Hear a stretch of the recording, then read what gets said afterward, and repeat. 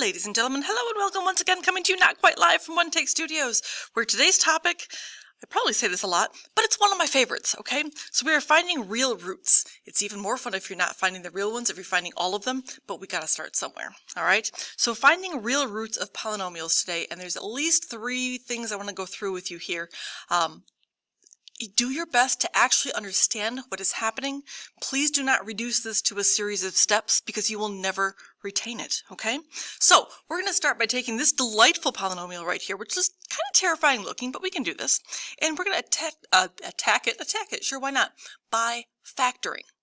Now, if I'm looking at this, I should see a whole lot of something, like I see a whole lot of 4s and a whole lot of x's. Ladies and gentlemen, factoring includes pulling out a greatest common factor. And if you can remember to do that first, you're probably in good shape because very few people remember to do that at the end. So I'm looking at this saying, all right, they all have a factor of 4 and I can get x to the 4th out of all these. So I'm going to pull a 4x to the 4th. And when I do that, what is going to be left? Well, let's see. 4 divided by 4 is 1 x squared. Because again, if I think about this distributive property, 4x to the 4th times x squared, that would give me 4x to the 6th. That makes sense. Plus, we pulled the 4 again. This was x to the 5th. Divide, that's x to the 1st. And then pull the 4. This is going to be a minus 6, because again, when you pull something out, you're dividing. And just 6, because x to the 4th divided by x to the 4th, those x's are gone. There we go. All right, so that counts as factoring. Can I continue factoring? Probably. Things that multiply to make negative 6 add to make 1. I think we can do that. So this is going to be 4x to the 4th, and this is going to be x. What do you think? Did you think plus 3? I hope so. And then minus 2 plus 3. Whoa, x minus 2 would be more helpful though, wouldn't it? All right, so things that multiply to make negative 6, 3 and negative 2. There we go. And if we add them, our we're going to have minus 2x plus 3x. There we go. There's our center term, equals 0.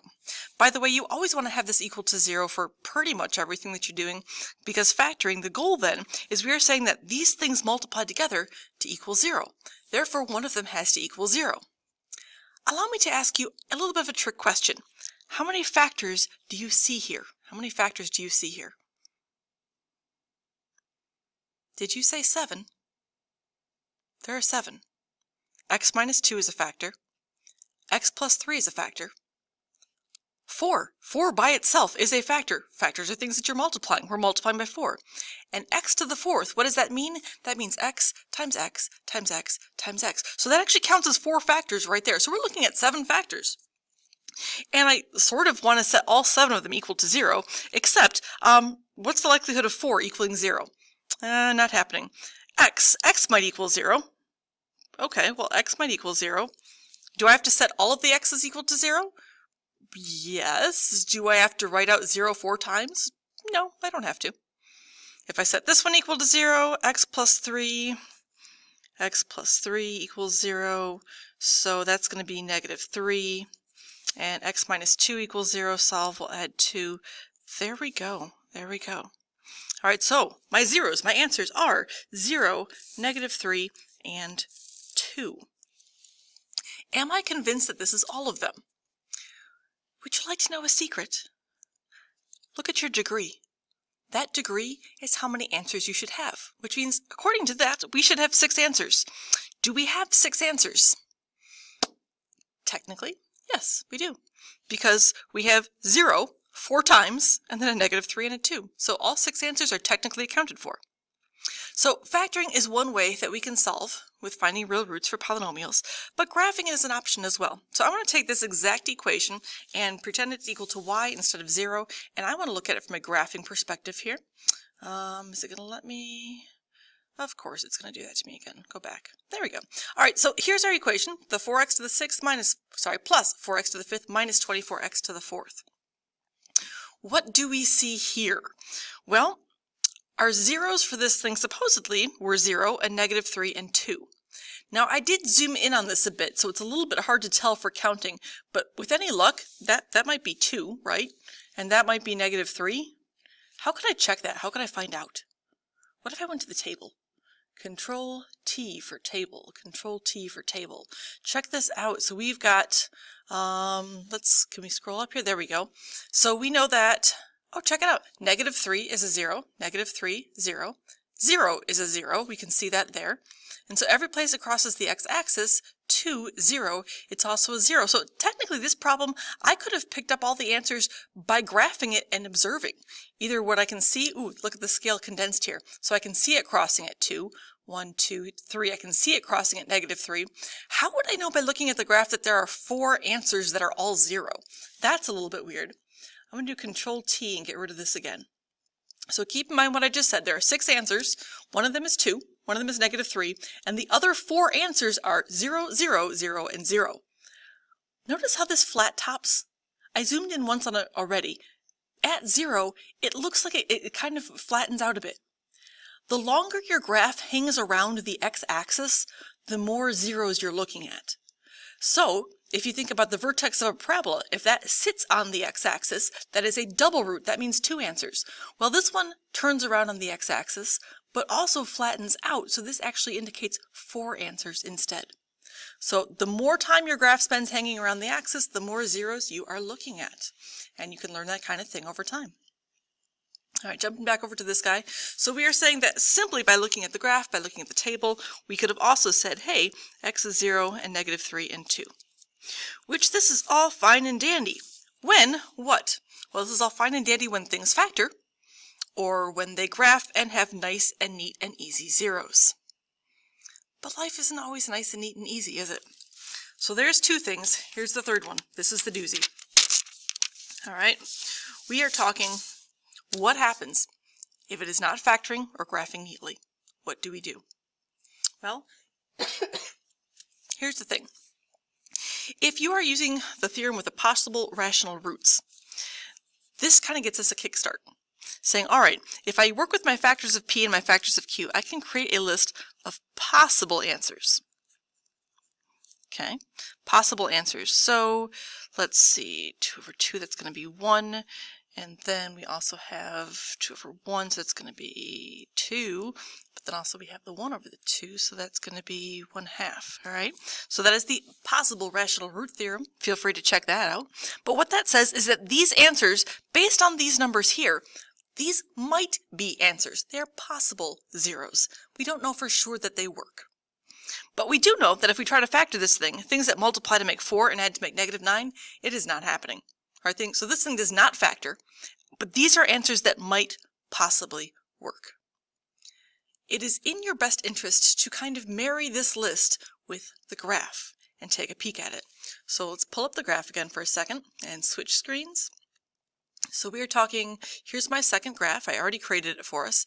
What do we see here? Well, we said possible answers would include 1 or negative 1, and it does not cross at 1, it does not cross at negative 1, so that's not helpful. Other possible answers include 2 and negative 2. It doesn't cross at 2, and it doesn't cross at negative 2, also not super useful. Positive and negative 1/2. Oh, that kind of looks like a 1/2 and a 1/2 right there, and who knows what that is over there. So let's check out the table, shall we? Again, Control T for table, Control T for table, there we are. This doesn't go by halves, but we can make it go by halves, can't we? Menu, table. Let's change how our table is set up. And we can still start at 0, that's fine, but instead of stepping 1 step at a time, let's step a 1/2 step at a time, shall we? Let's count by halves instead of counting by ones. Ooh, guys, look at that. At 1/2, positive 1/2, we have a 0. That was one of the numbers on our list, was positive 1/2. Oh, but guys, negative 1/2, note that one does not work. So if we look at the graph, it looked like negative 1/2 might be okay, but negative 1/2 doesn't give us 0. That's not actually one of our zeros. So weirdly enough, we have one answer, 1 0, out of how many? What's our degree? 3. We have one answer out of 3. Okay, how is this going to work? Well, let's jump back one more time here. Based on the graph, we can see that one of our x-intercepts is at positive 1/2. And we do know that there are 3 answers. The other 2 times it crossed the axis between numbers. But we don't know what those numbers are. Could I get a decimal approximation? Yes, but then you miss all the beauty of how these things all work together. So, factoring, can happen through graphing. Factoring can happen through division, yes? We can divide a factor out. If I know this is one of my answers, I can remove it. In fact, I can even use synthetic division for this thing. So I'm going to put my 1/2 in the box. I'm going to use descending order, no gaps, so that's going to be a 2 and a -9. We are missing our x term, so I'm going to do 0x and then our 2. And first one drops. That's going to be 2. 2 times 1/2 is 1. -9 plus 1 is -8. -8 times 1/2 is going to be -4. -4, that makes sense. Add gives us -4. -4 times 1/2 is -2. Happiness and joy. Again, why is this so exciting? Why is it good that we have this right here? Yay, smiley faces. Because this means that this actually, truly, has no remainder. It goes in evenly. So we have just confirmed absolutely that 1/2 is one of our 3 answers. And we've pulled that factor out of the polynomial, so we don't have to deal with this whole thing anymore. We can just work with this. Now, note to self, we did have a fraction in the box. It was 1/2. The denominator was 2. Notice all of these numbers here are divisible by 2. So if you would like to make your life easier, you should divide them all by 2. So this is really, again, we have a depressed equation dropping in powers. This was x cubed. We divide. This becomes 1x squared. This becomes -4x. And this becomes -2. So we have pulled this factor out. This polynomial is now shrunk down to this one right here. And now we just have to solve this one. Cool. Okay. So 1 answer down, 2 answers to go. This is quadratic. It makes sense. We're looking for 2 more answers. Things that multiply to make -2, add to make 1, or sorry, add to make -4. Guys, that's still not going to factor. What are we going to do? I mean, we've already done all the crazy stuff. We did a list of possible answers, and we graphed it, and we found one of the answers. We pulled it out. How do we work with this if it doesn't factor? Hint. It's quadratic, people. All right, we've spent a ton of time solving quadratic equations. Maybe, I don't know, the quadratic formula might be a nice thing right about now. Ooh, yes, quadratic formula. X is equal to the opposite of b, so that's going to be a +4 plus or minus the square root of b squared. That's going to be -4 squared minus 4 times a, which is 1, times c, which is -2. Pieces, parts, all over 2a, that's going to be 2. So can we do a little bit of cleanup on aisle 4 here? This is going to be 4 plus or minus the square root of. This is going to be 16, and that's a double negative, so +8. 16 plus 8, which is 24, over 2. Simplifying the square root of 24, let's see here. So we are talking, this is 4 plus or minus. This is a factor of 4, which is a perfect square. So this is 2 radical 6 all over 2. And lucky me, both of these terms divide by 2. So this becomes 2 plus or minus radical 6. That's it, isn't it? Guys, that's 2 answers. Check it out. 2 plus radical 6, 2 minus radical 6. So are we saying that these answers didn't show up in the graph? We're not saying that at all. We're saying these answers are irrational. And while I might be able to get decimal approximations off the calculator, I can't get exact answers without using the quadratic formula. So if you were to do 2 minus the square root of 6, I bet you get something really close to -1/2, because that's where it was looking like it was close, crossing the graph, crossing the x-axis, someplace close to -1/2. All right, this process right here, I love this. This shows so many pieces of math working together in harmony, and a lot of people don't like it because they don't want to think about this many things at once. And again, they try to distill this. Step 1, step 2, step 3, what should I do? You should think. You should not memorize steps. If you like steps, go take a tap dancing class, okay? Understand what is happening. List of possibles, x-intercepts. We find one off of this list that actually works. We pull that factor out so we can deal with something smaller, and we can solve the quadratic that's left. We have 1, 2, 3 answers. It's x cubed. This makes sense. Okay, so sometimes life is nice, factoring and or graphing, but sometimes life is a little bit more complex. And that pretty much describes all of life. All right, so have fun. Don't give up, okay? Thank you.